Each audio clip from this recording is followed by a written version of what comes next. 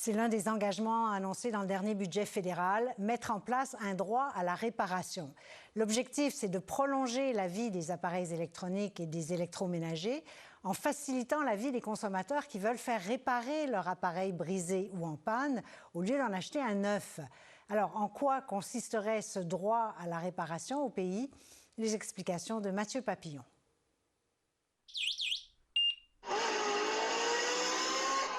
Ça, c'est une moto électrique. Et c'est le nouveau produit vedette chez Electroyani.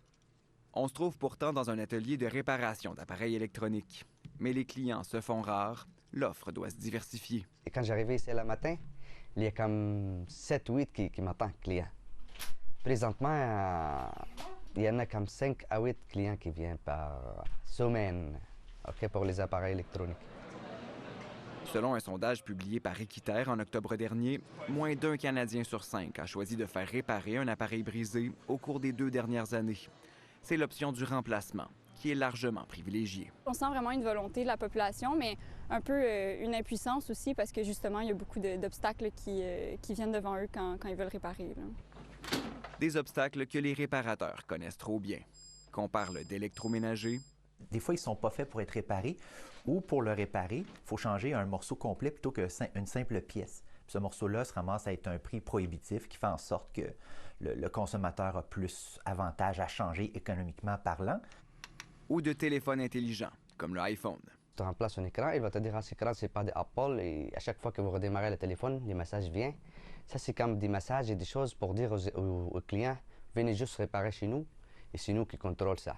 C'est donc pour leur rendre la vie un peu plus facile que le gouvernement fédéral compte instaurer un droit à la réparation dès l'an prochain. Pour nous, c'est quand même une très bonne nouvelle. Aucun détail n'a encore été annoncé, mais la volonté a de quoi réjouir, selon Équiterre. Le droit à la réparation, en gros, c'est de garantir à la population que ces biens vont pouvoir être réparés facilement. Donc ça veut dire à un prix qui soit raisonnable, dans des délais raisonnables aussi. Il est temps que ça arrive. Pour Daniel Beaulé, ça doit notamment passer par des pièces de rechange disponibles plus facilement, mais aussi plus longtemps.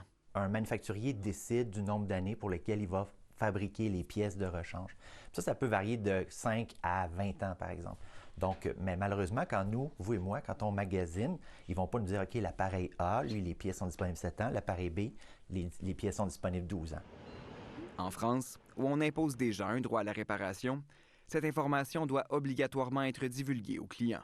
Ils ont aussi mis en place un fonds réparation, donc qui vient rembourser un certain pourcentage de la facture de réparation directement à la personne qui fait réparer son bien. Le droit à la réparation, c'est donc un frein à la surconsommation et son poids environnemental. Pour un téléphone intelligent, c'est l'équivalent de 600 fois son poids en ressources naturelles qui est nécessaire pour le produire. Pour un électroménager, ça peut aller de 15 à 100 fois son poids. Pensez-vous qu'un jour, vous allez faire que de la vente de motos et plus de réparation? Non, je vais toujours continuer la réparation. Mais pour Hussein Al-Rayani, ce serait aussi un coup de pouce bienvenu pour lui permettre de vivre de sa passion. Ici Mathieu Papillon, Radio-Canada, Montréal.